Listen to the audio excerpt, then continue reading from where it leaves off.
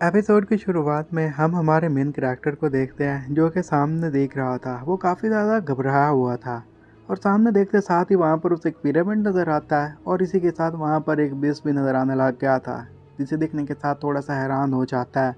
तभी वहाँ पर उसकी नज़र कुछ एलियंस पर भी पड़ जाती है जो कि उन्हीं की तरफ आगे आ रहे थे। फिर वो साइड पर देखता है जहाँ पर एक लड़की खड़ी हुई थी और वो काफ़ी ज़्यादा सैड और घबराई हुई थी। ये देखने के साथ वो उसका हाथ पकड़ते हुए कहता है कि तुम्हें डरने की कोई ज़रूरत नहीं है, हम दोनों आगे बढ़ेंगे और इनका मुकाबला करेंगे। एलियंस भी उनकी तरफ आगे आ रहे थे और वो दोनों भी आगे एलियंस की तरफ ही बढ़ने लग जाते हैं।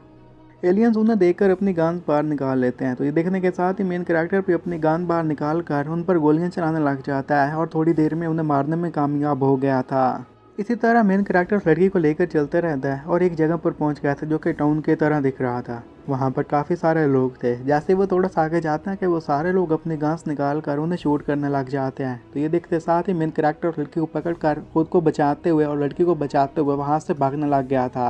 अब जो बंदे उन पर गोलियां चला रहे थे, जैसे मेन कैरेक्टर को भी मौका मिलता है तो एमसी भी उन पर गोलियां चलाकर उन्हें मारने लग जाता है। और इसी तरह उसका हाथ पकड़कर वो एक रूम में चला गया था जहाँ पर बंदा देखकर काफ़ी घबरा जाता है, अपनी गान निकालता है, उन्हें शूट करने लगता है कि तभी एमसी उसे भी शूट करके वहीं पर मार देता है। बाहर कुछ पुलिस वाले भी आ गए थे जो कि यही कह रहे थे कि वो एमसी कहाँ चला गया। इस पर वो कहते हैं कि हमें नहीं पता, अंदर ही गया था। जबकि एमसी अंदर उस लड़की का हाथ पकड़कर यही कहता है कि तुम्हें ज़्यादा डरने की कोई ज़रूरत नहीं है, मैं तुम्हारे साथ ही। वहाँ पर बाहर जाने का उन्हें कोई रास्ता नज़र नहीं आ रहा था, तो वो एक जगह पर छुप जाते हैं ताकि जहाँ पर बाकी लोग उन पर अटैक करने के लिए आए तो छुप कर वो अटैक करके उन्हें मार सकें। और तभी वही लोग उन्हें ज़्यादा देर तक छुपने नहीं देते, उन्हें देख लेते हैं और सारे के सारे लोग वहाँ पर आकर उनके ऊपर शूटिंग करने लग गए थे। तो एमसी ये देखने के साथ ही उस लड़की को बचाने के लिए उसे कवर कर लेता है और सारी गोलियां अपने पीछे कांड पर झीलने लग जाता है। और बस इसी के साथ ही लीकी की आंख खुल जाती है क्योंकि वहाँ पर उसे बताया जा रहा था कि तुम जल्दी से नीचे आ जाओ, वहाँ पर तुम्हारी मीटिंग है। और आंख खोलते साथ ही वो यही कहता है कि मैंने एक बहुत ही बुरा ख्वाब देखा था। वो दुनिया काफ़ी अजीब थी, वहाँ के लोग काफ़ी अजीब थे, वहाँ की चीज़ें काफ़ी अजीब थीं। और वहाँ पर मेरी मुलाकात एक स्ट्रेंजर से हुई थी। मैं उसे जानता भी नहीं था, लेकिन फिर भी उसे बचाने के लिए मैंने सारी गोलियाँ अपने ऊपर ले लीं। सच में ये एक ड्रीम था और ड्रीम में हम खुद पर कंट्रोल नहीं कर सकते, ये तो मैंने आज देख ही लिया।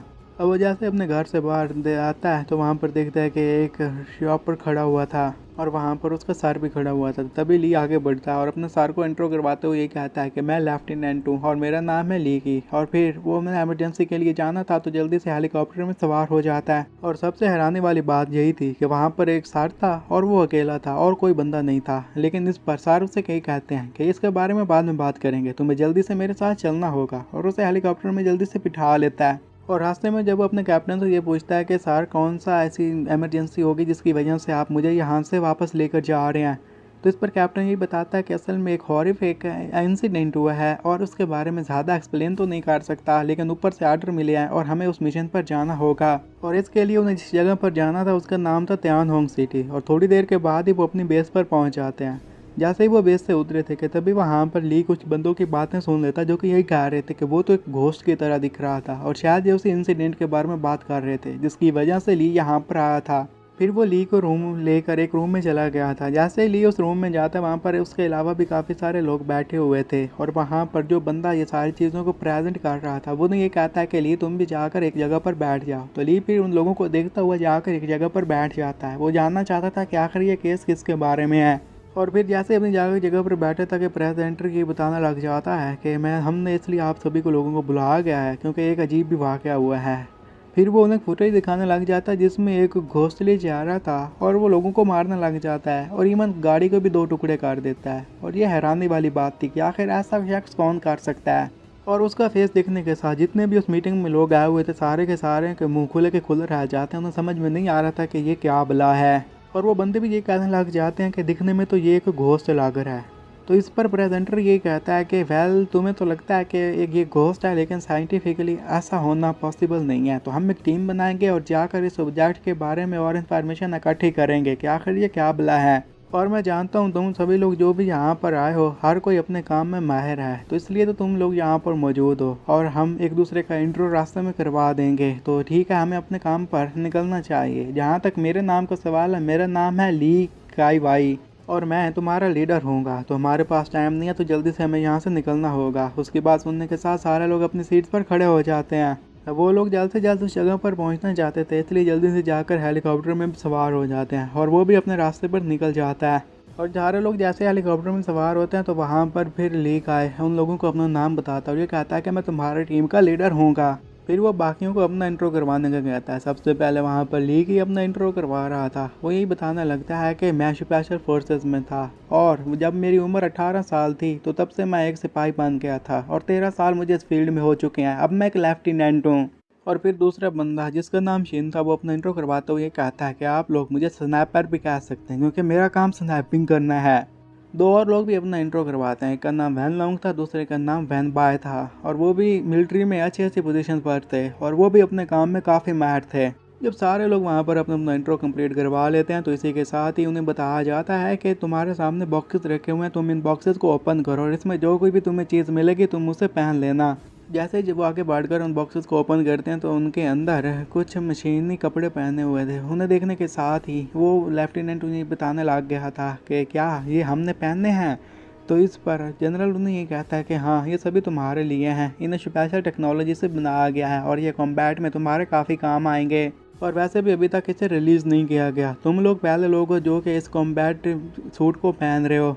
वो लोग ये देखने के साथ ही आगे बढ़कर उन सोर्स को एक्टिवेट कर देते हैं जिनकी हाइट उनसे काफ़ी ज़्यादा थी और वो काफ़ी ज़्यादा स्ट्रॉन्ग भी दिख रहे थे जो कि कम्बैट में उनकी काफ़ी हेल्प कर सकते थे। वो लोग ये कहते हैं कि इन्हें हम पहने कैसे, तो इस पर लीकी ये कहता है कि मैं जानता हूँ, यहाँ पर एक स्विच है, तुम्हें उन्हें ओपन करना होगा और इसी के साथ ही इसके अंदर तुम इंटर हो सकोगे, तुम्हारे लिए जगह बन जाएगी। वो अब उस सूट को पहन लेता है, उसे देखते साथ ही सभी लोग भी उन अपने अपने सूट्स को पहन लेते हैं।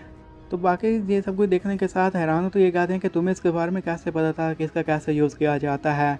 तो लीकी उन लोगों को ये कहता है कि मैं इसी डिपार्टमेंट में कुछ अर्सा काम करता रहा हूँ तो मुझे इन सारी चीज़ों के बारे में अच्छे से पता है। यहाँ पर ऐसी कोई टेक्नोलॉजी की चीज़ नहीं होगी जिसके बारे में मुझे इन्फॉर्मेशन नहीं होगी।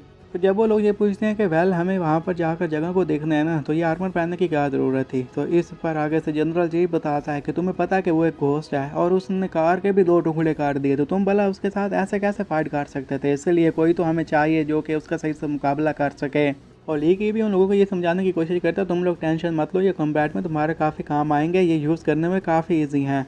फिर वो लोग ये पूछते हैं कि कैप्टन आपने ये क्यों नहीं पहना। तो इस पर कैप्टन कहता है कि इनकी तादाद बहुत ही कम थी, ये लिमिटेड थे, तो इसलिए मैंने तुम लोगों को दे दिया और मैंने खुद नहीं पहना।